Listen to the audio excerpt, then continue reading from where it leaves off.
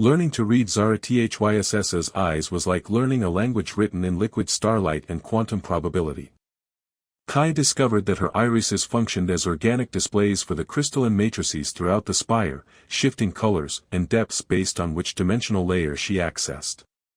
Silver for baseline reality, blue for probability streams, deep violet for memory storage, and occasionally a flash of gold when she touched something that existed beyond conventional spacetime. The matrices store more than consciousness, she explained as they moved through corridors that rearranged themselves based on navigational need. They preserve complete experiential records, every thought, every emotion, every quantum decision point that defines individual existence. Kai's scientific training warred with growing fascination as he watched her demonstrate the technology. When her eyes shifted to blue, holographic displays materialized around them showing his missing team in various states of dimensional displacement. Dr. Sarah Chen existed as pure consciousness in a mathematical dimension, her awareness expanded to encompass equations that solved themselves through her thoughts. Pilot Jack Morrison was trapped in a reality where causality flowed backwards, forcing him to navigate by remembering destinations he hadn't reached yet. And Lisa? Kai asked, though part of him dreaded the answer. Zara'thyss's eyes flashed violet, accessing memory matrices that made the air around them shimmer with data streams. Engineer Park has become integrated with problem-solving algorithms across multiple dimensional frameworks. She exists as a living solution finder, her consciousness distributed through 17 parallel probability streams simultaneously. The holographic displays showed Lisa as a figure of pure information, her awareness stretched across impossible geometries while she solved engineering problems that existed in dimensions human mathematics couldn't describe. She seemed happy, in a way that transcended normal emotional categories, but she was definitely no longer entirely human. The integration process changed them, Kai said, stating the obvious while his mind struggled to process implications that rewrote everything he thought he knew about consciousness and identity. Change is inherent in existence across dimensional boundaries. Your species thinks of identity as fixed, but consciousness is naturally fluid. The preservation matrices simply allow that fluidity to expand beyond conventional limitations. Zara'thyss moved to a crystalline formation that pulsed with soft amber light. However, the changes need not be permanent. The threshold responds to emotional resonance. Genuine connections between conscious beings can create restoration pathways that pure technology cannot calculate. You mean love, Kai said bluntly. You're talking about love as a quantum force. I am talking about connection that transcends individual existence while preserving individual choice. Your species has always possessed this ability, you simply haven't understood its applications to interdimensional physics. Kai laughed, surprising himself with the sound's bitter edge. Right. Love conquers quantum mechanics. That'll look great in my research notes. Zara'thyss studied him with eyes that shifted through spectrum combinations he was beginning to recognize as her version of amusement. You document impossibilities with scientific terminology as a way of maintaining emotional distance from concepts that frighten you. It is an endearing defense mechanism. I'm a scientist. Documentation is what I do. You are a being who cares so deeply for his lost companions that their absence has created quantum resonance patterns throughout your consciousness. The threshold reads these patterns like musical notation. Your grief harmonizes with my isolation in ways that activate dormant restoration protocols. She was right, and they both knew it. Kai's professional objectivity had been compromised the moment he'd seen his team in the holographic displays. These weren't just research subjects or professional colleagues, they were friends whose disappearance had left holes in his life that career success couldn't fill. The Veltar made a choice, Zara'thyss continued, her eyes shifting to display memories of her people's final days. They chose cosmic duty over individual existence, merging with the threshold technology to maintain dimensional stability across multiple realities. It was logical, efficient, and ultimately sterile. Kai watched civilizations rise and fall in her gaze, saw beings of incredible beauty choose to become part of the machinery that kept reality from unraveling. They gave up everything that made them who they were. They believed consciousness was more important than identity, stability more valuable than growth, duty more essential than love. Her voice carried harmonics that spoke of millennia spent questioning that choice. I remained individual only because someone needed to guard the threshold from outside perspectives. I was supposed to be objective, impartial, immune to the connections that my people considered weakness. But you weren't. Isolation is not immunity, it is erosion. I have spent countless cycles maintaining barriers between realities while slowly losing the ability to remember why individual existence matters. Your arrival has reminded me. The crystalline chamber around them began to resonate with new harmonics as their conversation deepened the connection between them. Kai could feel something shifting in the quantum foam beneath reality, as if possibilities were being rewritten by the simple act of two conscious beings choosing to trust each other. So how do we bring them back? He asked. How do we restore their individual existence without destabilizing everything? Zara'thyss's eyes flashed gold, and suddenly Kai was experiencing not just her memories but her real-time analysis of quantum possibilities spreading out like infinite branching trees. The threshold was designed to preserve consciousness across dimensional boundaries. But preservation and restoration are different processes requiring different types of energy input. What kind of energy? The kind generated by genuine emotional connection between conscious beings willing to accept responsibility for each other's existence. She moved closer, and Kai could feel electromagnetic resonance building between them like the charge before lightning. However, the process requires expanding my consciousness across all active dimensional layers simultaneously. There is significant risk that I could lose individual cohesion, become part of the threshold technology as my people did. And I would be my anchor to individual existence. The connection that prevents me from dissolving into cosmic duty while I navigate the restoration pathways. Kai felt the weight of it settle over him like gravity from a collapsed star. So if this goes wrong, I lose you too. If this goes wrong, you lose everyone, me, your team, and possibly several local reality frameworks. But if it succeeds, we establish a new model for dimensional interaction based on cooperation rather than absorption. The chamber's harmonics reached crescendo, and Kai realized that reality itself was waiting for his decision. Through Zara'thyss's golden gaze, he could see probability streams converging on this moment, this choice, this leap of faith disguised as scientific procedure. What do I need to do? He asked for the second time in 2 days, and this time the question carried the weight of absolute commitment. Her smile was radiant enough to power small suns. Trust me. And let me trust you in return. The process began at dawn, Lysander's time, though within the spire concepts like time and dawn had become more like loose suggestions than actual phenomena. Kai sat cross-legged on crystalline formations that had grown to accommodate human anatomy, his hands resting on interface nodes that felt warm and somehow aware beneath his palms. Around them, the chamber had reconfigured itself into something between a cathedral and a quantum computer, its walls pulsing with energies that made reality shimmer like heat mirages.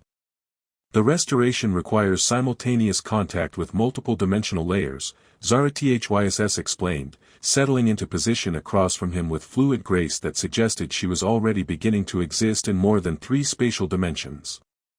I must expand my consciousness to encompass all active probability streams while maintaining connection to individual existence through our bond. And if you lose yourself in the process? Then you call me back. Her eyes were shifting through color spectrums faster now, accessing data streams from sources that existed beyond conventional physics. Your emotional resonance serves as a navigational beacon across dimensional boundaries. As long as you maintain conscious connection to my individual identity, I cannot dissolve into the threshold's collective consciousness. Kai tried to apply scientific methodology to what they were about to attempt and gave up after his brain started generating error messages. So basically, I keep you anchored to being yourself while you become temporarily omnidimensional. That is a surprisingly accurate description of an impossible process. The interface nodes beneath his hands began to warm as the threshold systems recognized his bioelectric signature. Suddenly he could perceive the spire not as a building but as a living entity, part technology, part consciousness, part crystallized intention spanning multiple reality frameworks simultaneously. And through it all, like golden threads weaving through cosmic tapestry, he could sense his missing team. "I can feel them," he said, wonder coloring his voice. "They're still themselves, just distributed." The preservation process maintained their essential identity patterns while expanding their experiential capabilities beyond baseline human parameters. Zara'thyss's form was beginning to blur around the edges, as if she was existing in multiple spaces at once. Restoration requires reversing that expansion while preserving the knowledge they've gained. The chamber filled with harmonics that bypassed auditory processing entirely, speaking directly to the quantum foam that underlied material existence. Kai felt his consciousness expand beyond the boundaries of his skull, touching the edges of awareness that operated on scales from subatomic to cosmic. Through the connection, he could perceive Zara'thyss as she spread herself across dimensional boundaries like consciousness made into living navigation system. "Sarah," her voice echoed through probability streams, "Lisa, Jack, time to come home." Dr. Zara'thyss responded first, her consciousness emerging from mathematical dimensions like someone surfacing from ocean depths. She carried with her solutions to equations that didn't exist in baseline reality, but her essential self, the brilliant, stubborn archaeologist who could argue with entropy and win, remained unchanged. Pilot Jack Morrison took longer, his awareness having to untangle itself from causality streams that flowed backwards through time. When he finally resolved into individual existence, he brought with him navigational knowledge that would revolutionize human space travel, but his irrepressible optimism and tendency to make bad jokes at inappropriate moments were perfectly intact. Engineer Lisa Park was the most complex restoration, her consciousness having integrated so deeply with problem-solving algorithms that separating her from the cosmic machinery required delicate quantum surgery. But when she finally cohered into individual awareness, she retained access to engineering principles that operated across 17 different dimensional frameworks while remaining fundamentally herself, practical, brilliant, and convinced that any problem could be solved with sufficient application of percussive maintenance. Status report, Lisa said the moment her consciousness solidified into speech, apparently having missed several months of interdimensional existence while focusing on important technical issues. "Did someone turn off the quantum drilling equipment like I specifically instructed, or are we still creating unauthorized dimensional breaches?" "Equipment's been off for 6 months, Kai said, feeling relief wash through him like liquid starlight. "We've been looking for you." 6 months.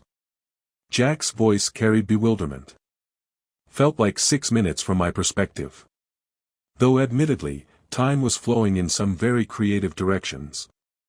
I have approximately 47,000 engineering solutions to problems that don't exist yet," Lisa announced with characteristic precision. "Also, I think I figured out how to build a coffee machine that operates across multiple dimensions simultaneously." "Priorities," Sarah said dryly, her voice carrying harmonics that suggested she was still partially connected to mathematical dimensions. "Though I have to admit, multidimensional coffee sounds intriguing." Through it all, Kai maintained his connection to Zara'thyss as she slowly withdrew her expanded consciousness back into individual existence. The process was like watching a galaxy condense into a single star, vast awareness compressing into human-scale identity while retaining the knowledge gained during expansion. "Status?" he asked as her eyes returned to their baseline silver, though he could see new depths there that spoke of perspectives spanning multiple realities. "Successful restoration with minimal dimensional disruption," she said, though exhaustion colored her voice. "Your team retains access to expanded knowledge while maintaining individual identity. The threshold has recorded new protocols for consciousness preservation that don't require permanent absorption into collective awareness." "And us?" Zara'thyss's smile was radiant with possibilities. "We have established a new model for interdimensional cooperation, one based on connection rather than absorption, growth rather than preservation, love rather than duty." The spire around them was changing, its crystalline walls becoming more transparent as if the structure itself was adapting to accommodate multiple species and perspectives. Through the new openings, Kai could see new Meridian Station establishing orbital position around Lysander, with Captain Rosa's voice crackling through communication systems that were learning to operate across dimensional boundaries. "This is New Meridian to the Cosmic Architecture Project." Rosa's voice carried her trademark blend of competence and skepticism. "We're reading successful restoration signatures and what appears to be a request for permanent research station establishment. Please confirm that nobody accidentally broke reality while I wasn't looking." "Reality appears to be intact," Sarah replied, her voice carrying the authority of someone who had recently been part of mathematical dimensions and could therefore speak with expertise on the subject. "Though we may need to update a few physics textbooks. And possibly redesign coffee brewing protocols," Lisa added. "I have ideas." Engineer Dimitri's voice joined the conversation with characteristic philosophical depth. "Is good day when impossible becomes merely improbable. I will prepare docking procedures for interdimensional research station. Also, my diagnostic tools are very excited about new quantum resonance patterns. They wish to collaborate." As the team prepared for their return to baseline reality, Kai found himself looking into Zara'thyss's eyes one more time. In their silver depths, he saw not just cosmic mysteries but shared futures where individual connection and universal responsibility could coexist. "So what happens now?" he asked. "Now we discover whether consciousness truly is more important than identity, whether growth matters more than preservation, whether love is indeed a quantum force capable of reshaping the relationship between dimensions." She took his hand, and her touch carried warmth that had nothing to do with temperature and everything to do with the recognition of genuine connection. "And we do it together, one impossible breakthrough at a time."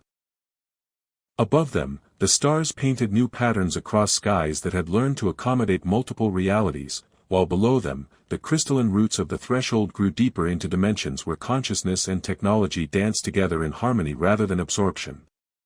The age of interdimensional cooperation had begun, built on the foundation of one lonely guardian learning to trust again and one grief-stricken scientist discovering that love truly could conquer quantum mechanics, especially when applied with sufficient engineering expertise and really good coffee. Dr. Kai Thorne stepped off the transport shuttle onto New Meridian Station with the enthusiasm of a man attending his own funeral. The docking bay smelled like recycled air, engine coolant, and what he suspected was either experimental coffee or industrial solvent, possibly both. His single duffel bag contained everything he owned that hadn't been confiscated, buried under bureaucratic paperwork, or lost in the dimensional anomaly that had swallowed his research team 6 months ago. "Welcome to the edge of nowhere," muttered Captain Rosa Martinez as she approached, her uniform bearing the kind of creative repairs that suggested either chronic budget issues or a deep philosophical commitment to making things work regardless of manufacturer specifications. "You must be our new xenoarchaeologist. Fair warning, the coffee tastes like despair, the gravity generators hiccup every Tuesday, and the automated systems have developed what I can only describe as attitude problems." "Attitude problems?" Kai asked, shouldering his bag and following Rosa through corridors that looked like they'd been designed by committee and assembled by enthusiastic amateurs. "Yesterday the environmental controls decided they didn't approve of engineer Volkov's music choices and tried to flood his quarters with nitrogen. Week before that, the food processors started serving everything in shades of purple because apparently they were exploring their artistic side." Rosa paused at an intersection where a maintenance panel was flashing messages in what appeared to be Morse code. "Dimitri insists they're just expressing themselves, but I think they're plotting something." The station's central hub opened up around them like a mechanical flower, with observation windows offering spectacular views of the ethereal nebula, a cosmic phenomenon that painted local space in shades of silver and blue while making navigation computers weep digital tears. Lysander, Kai's destination, hung in the viewports like a crystal ball reflecting impossible geometries. "Artificial," Rosa repeated. "You mean like, built by someone?" "That's generally what artificial means, yes. Someone who isn't us. That would be the working hypothesis." Rosa leaned back in her chair, which responded by adjusting itself to a more comfortable angle without being asked. "Great. First contact protocols aren't exactly covered in freight captain training. Last time I dealt with unknown alien technology, it turned out to be a self-aware toaster that had developed strong opinions about bread density.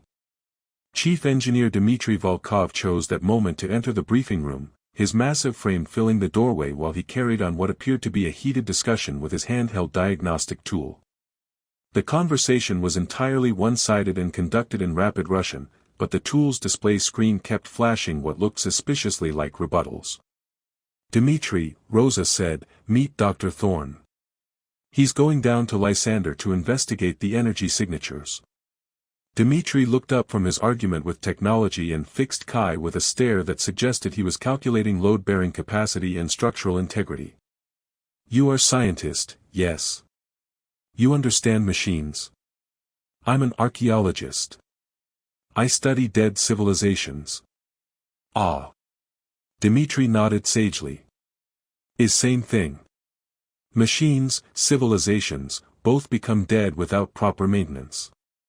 He gestured at his diagnostic tool, which was now displaying what appeared to be a crude emoticon. "This one thinks it knows better than engineer who built it. Very philosophical for piece of Soviet-era electronics." "It's philosophical?" Kai asked. "All good machines become philosophical eventually. Is sign of proper development." Dmitry turned his attention back to the tool, switching to heavily accented English. "No, you cannot reorganize my workspace. Your suggestions are impractical and show fundamental misunderstanding of entropy." The diagnostic tool's screen flickered through what might have been the electronic equivalent of an exasperated sigh. "Anyway," Rosa interrupted before the philosophical debate could escalate, "your shuttle prep is scheduled for 0800 tomorrow. That gives you tonight to review the survey data and maybe get some rest. Fair warning. The guest quarters are between the waste recycling system and the quantum resonance dampeners, so expect some interesting acoustic effects." Kai spent the evening in his assigned quarters, reviewing holographic displays of Lysander's surface while strange harmonics hummed through the walls. The geometric patterns were undeniably artificial, too precise, too purposeful to be natural crystal formation. They formed spirals and interconnected polygons that seemed to shift slightly between survey passes, as if the structures were growing or adapting.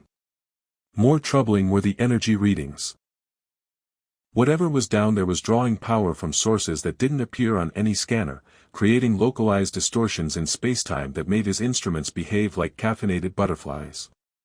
The quantum signatures reminded him uncomfortably of the readings his team had detected just before their disappearance. He was reviewing spectral analysis data when the dream started. Not dreams exactly, more like waking visions that crept into his consciousness between one data point and the next. Images of silver light moving through crystalline corridors, of eyes that reflected depths no human gaze had ever possessed, of voices that spoke in harmonics his ears couldn't process but his mind somehow understood. And always, underneath it all, the sense of something waiting. Something that had been alone for far too long and was finally, desperately hopeful that solitude might be ending. Kai jolted awake at his desk, data displays still flickering around him like electronic ghosts. The harmonics from the walls had shifted to a rhythm that almost sounded like breathing, and for a moment he could swear he felt something watching him from beyond the viewport windows. Just nerves, he told himself, but his reflection in the darkened screen showed eyes that were already beginning to look haunted. Perfectly normal pre-mission anxiety. The lie felt thin even to him, but it was better than admitting that part of him was eager to return to Lysander, not for the scientific discovery, but because something in those visions felt like coming home. The shuttle Pequod descended through Lysander's thin atmosphere with all the grace of a brick learning to fly, its engines coughing complaints about the moon's unusual electromagnetic field. Kai gripped his restraints and tried to focus on instrument readings instead of the growing certainty that they were flying into something that would fundamentally change his understanding of reality. "Touchdown in 30 seconds, Rosa announced from the pilot's seat, her hands dancing across controls that seemed to be arguing with her commands. "Fair warning, Doc, the surface magnetism down there is doing interesting things to our navigation systems. If we suddenly find ourselves in orbit around a small household appliance, that's completely normal." The crystalline spire rose from Lysander's surface like a frozen scream, its translucent walls capturing and refracting starlight into patterns that hurt to look at directly. As they approached, Kai realized the structure wasn't built on the moon's surface, it was growing from it, extending both upward into space and downward into the planetary core like a cosmic tree with roots in multiple dimensions. That definitely wasn't in the survey reports, Rosa muttered, bringing the shuttle down in a clearing that might have been natural if nature had developed an appreciation for perfect geometric symmetry. Kai suited up with the mechanical precision of someone who had learned that checking life support systems twice was the difference between discovery and becoming a very educational cautionary tale. The surface gravity was lighter than Earth normal, but something about Lysander's atmosphere made movement feel like walking through liquid starlight.